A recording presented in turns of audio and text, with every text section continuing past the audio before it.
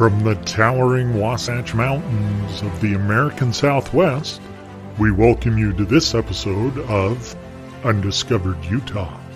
This show focuses on the mysteries that surround the rugged, difficult, and sometimes deadly American Southwest. I'm your host, JB, and tonight we're going to share with you a story that is larger than life. Let me tell you something. There is a lot of chit-chat about Giants these days, and I'm not talking about the New York Giants baseball team.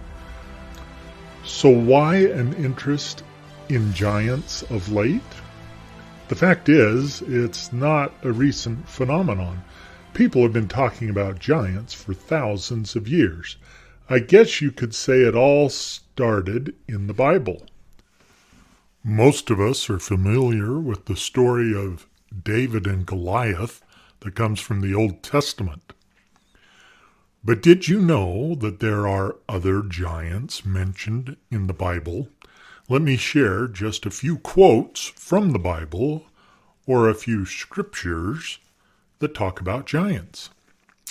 In the book of Genesis, chapter 6, verse 4, it reads, "There were giants in the earth in those days, and also after that, when the sons of God came unto the daughters of men, and they bare children unto them. The same became mighty men, and were of old, men of renown." In the book of Numbers, chapter 13, verse 33, it says, "And there we saw the giants, the sons of Anak, who came of the giants. And we were in our own sight as grasshoppers, and so we were in their sight."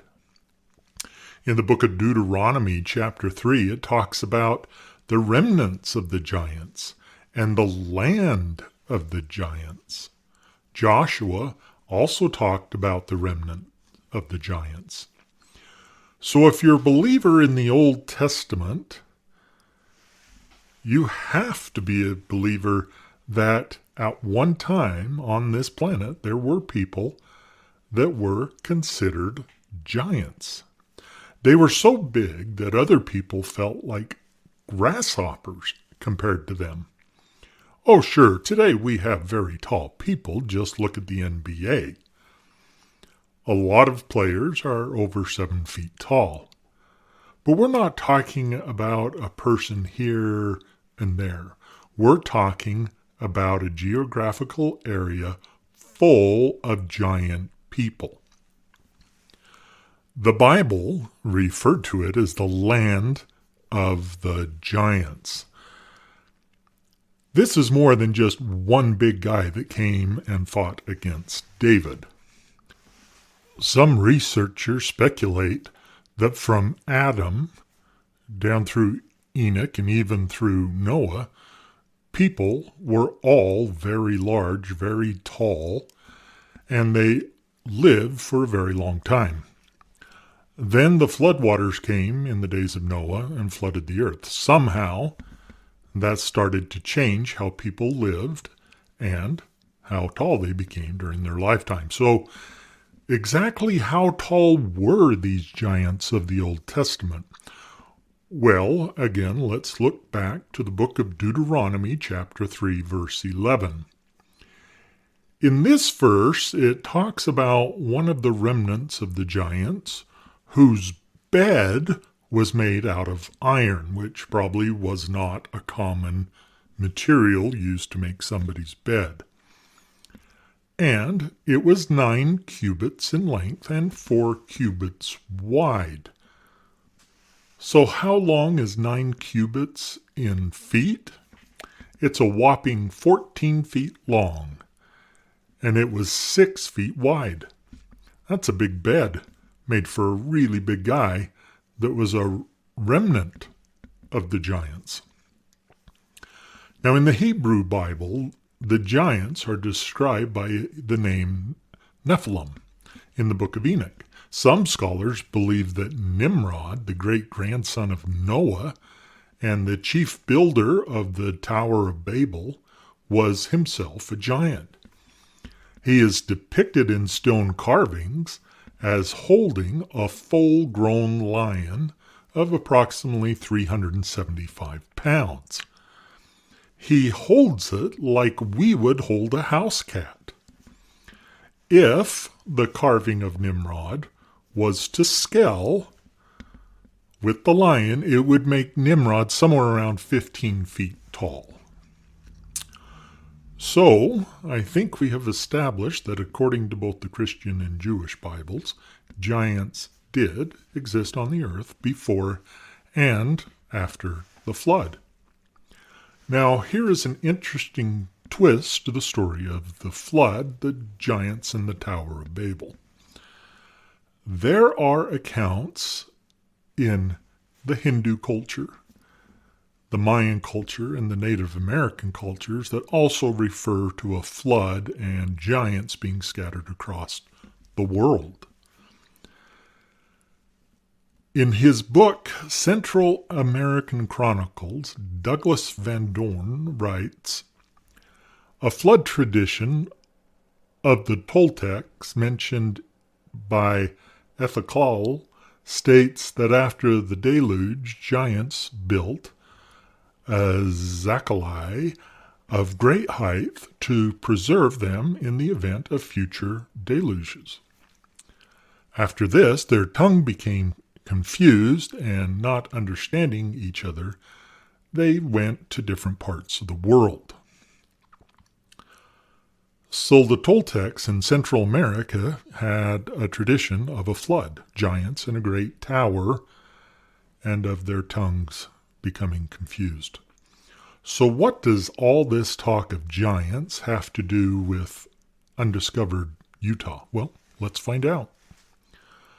From the time of the Bible down throughout history, all cultures have accounts of people of great stature. Today, we know that there are certain genetic conditions that can cause some people to grow to an unusually large size. Gigantism is a condition caused by excessive growth due to an overproduction of growth hormone during childhood. This is a very rare condition, and not the same thing as an entire race of giants. It is easy to find accounts of people or skeletons that are 18 to 20 feet tall. On February 11th, 1874, the Salt Lake Deseret News ran a story called "There Were Giants in Those Days," with a dozen or so accounts of giants in more modern history. But tonight I want to tell you a couple stories of giants in the southwestern United States and right here in Utah. The Paiute Indians have an oral history that talks about their interaction with a race of red-headed cannibals that were called the Sitka. The Paiute called the Sitka a race of giants that were at war with them for a long time. The Paiutes claimed that the Sitka would kidnap Paiutes and eat them. Could there be any truth to this ancient oral tradition? In 1911, two miners by the names of David Poe and James Hart were mining bat guano for fertilizer in Nevada, and they located a cave north of Lovelock, Nevada that had an abundant amount of guano. So the two miners got to work. They dug and excavated over 250 tons of bat guano from the upper cave deposit. As they were digging, they discovered old artifacts throughout the cave, and some of the more impressive artifacts went into their personal collections. The mining company that hired the two men, after hearing about the artifacts, contacted L.L. Loud from the anthropology department at the University of California to come and inspect the cave. You see, as the miners were clearing out the back guano, they soon started to hit a different substance. Refuge left by ancient people. Loud went to the cave called Lovelock to see what, if anything, could be recovered from the cave. Loud worked at the cave for 5 months and found over 10,000 artifacts. Loud didn't keep real good records of what he found, as archaeology didn't have the same standards as it does today. We know that the artifacts dated back to around 2000 BC, and there was some evidence that the cave could have been inhabited as far back as 10,000 BC. During the excavations, baskets, sandals, and even duck decoys were discovered. But here's the odd thing.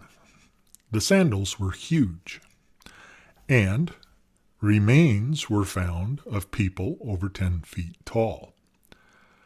The cave was a perfect environment to preserve and even mummify the bodies. The mummified bodies all had red hair. Red-headed giants. Average-sized bones were also found in the cave, but those bones were split in two and the marrow removed, a sign of cannibalism. This sounds a lot like the story told by the Paiute, doesn't it? From Lovelock Cave in Nevada, now let's move to Utah to a cave called Brewer's Cave. This story starts in 1955 near the town of Manti, Utah. Manti is almost dead center in the state of Utah. It's a pleasant town that sits at the base of the 9,275 feet tall Manti Mountain. Manti is probably most famous for the Manti Temple of the Church of Jesus Christ of Latter-day Saints. The Manti Temple was the third temple built in the Rocky Mountains, and the exterior of the temple came from a beautiful white stone from the Manti Stone Quarry. That just happened to be the hill that the temple would be constructed on top of. This hill later became known as Temple Hill. In 1955, there was a young man in Sanpete County, Utah, by the name of John Brewer. John Brewer liked to find and collect arrowheads. John met a man that was a sheep herder that worked for the Shan family in Sanpete County. The sheep herder told Brewer that he knew where there was a bunch of arrowheads. Brewer asked the sheep herder to show him where they were located, and the sheep herder said, well, for a bottle of whiskey, that he would show him the location. Brewer agreed to the trade, and the sheep herder got his beverage of choice, and Brewer got the location of the arrowheads. The location the sheep herder showed Brewer was somewhere between the towns of Ephraim and Manti, on the mountain to the east. There was a geological feature of an overhang, or pour-off, as they are sometimes called, with a cave under the overhang that went back about 20 feet. Brewer searched this area for the next few years, finding hundreds of arrowheads and other artifacts. Near the back of the cave, the dirt was piled up over the years due to the winds. Brewer thought this would make the next logical area to search. So he started to dig the sand and dirt out of the back of the cave. He dug for days, weeks, and even months. Any time that he had free time, he would make his way to the cave and continued to dig and search. Then one day, he hit something hard. Thinking that he had reached the rock bottom of the back of the cave, he started to brush the dirt away from the hard surface. But what he found was not rock at all. It was cement, or at least it looked like cement. But that was impossible. He was way up on the side of a mountain in a small cave. Why would there be cement here? So he kept digging and clearing away the dirt, and what he found was shocking. Keep in mind that this work took months, as Brewer had a real job and was married. This was just a hobby he enjoyed. What he discovered was that not only was it in fact cement, but it was cement stairs leading further down. Down to what? He didn't know. He had to stop his search because winter was starting to set in, and that year, winter was very harsh. The next spring, when Brewer could finally make it back to the cave, he couldn't believe his eyes.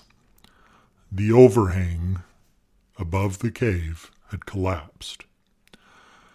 Maybe it was because he dug so much of the supporting material out of the cave, or maybe it was due to the weight of the heavy snow, or maybe both.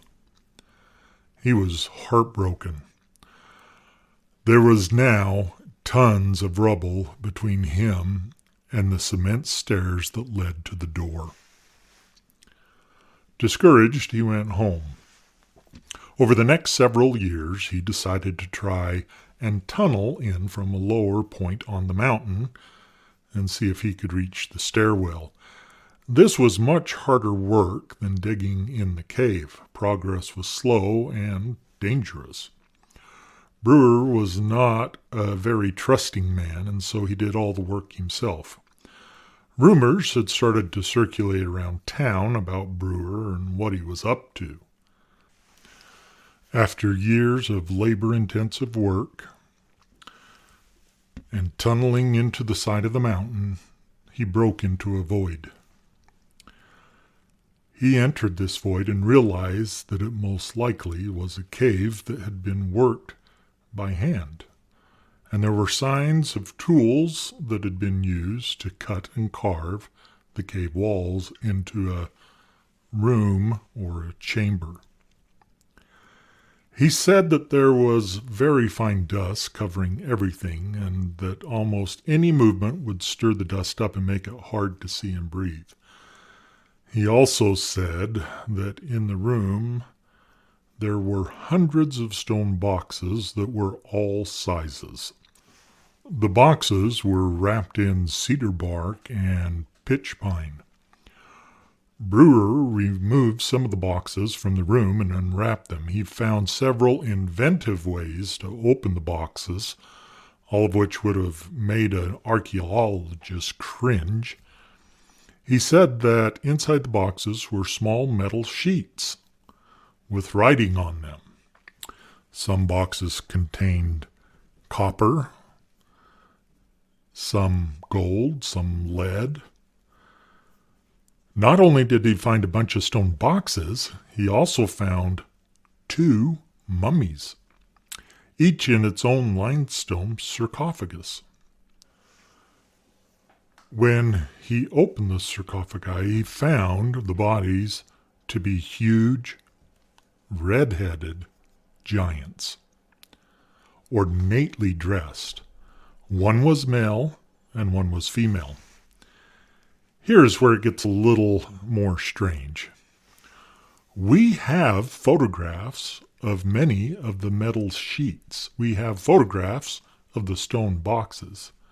We can see the writing on the metal sheets. Both BYU and the UABU have done testing on the metal sheets and other material that Brewer has shared. And the experts cannot agree. Some say it is all fakes, and some say they could be authentic. Here is the odd thing to me. Remember the episode we did on the hieroglyphics near Fillmore, Utah? If you look at those hieroglyphics and then you look at the picture of the writing on these metal sheets, they look oddly alike, at least to me. The authenticity of the artifacts has been debated over the decades. Just the sheer volume of material that has been shared would take a significant amount of time to produce, whether it's real or fake. A gentleman by the name of John Heinerman earned the confidence of John Brewer and was shown the cave and was able to examine the artifacts, including the mummies. He wrote a book about his experiences with John Brewer, the cave, and the artifacts. You can find his book on Amazon. It is called Hidden Treasures of the Ancient American Cultures. It is an interesting read if you're so inclined.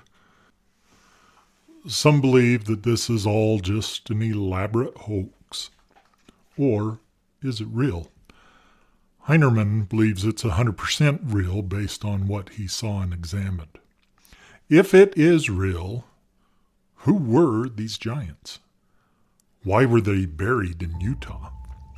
What are the undiscovered stories associated with this mystery? The location of the cave has remained a closely guarded secret. But, as I said earlier, there are plenty of artifacts that have been examined and photographed. It is said that more caves have been found in the Sanpete County, with additional artifacts, and who knows, maybe there are even more still to be found. Do your own research and draw your own conclusions. There are many YouTube videos about this topic that you can watch and learn more about this story. Regardless, I find it absolutely fascinating. As always, thank you for listening. If you would like more information about this episode, we would love to hear from you. You can email us at info@undiscoveredutah.com. You can find us on Facebook, YouTube, and Instagram, and be sure to follow us. Just search for Undiscovered Utah. I hope you've enjoyed this episode of Undiscovered Utah. Join me next time as I share more about the Great Southwest. Good night, everybody.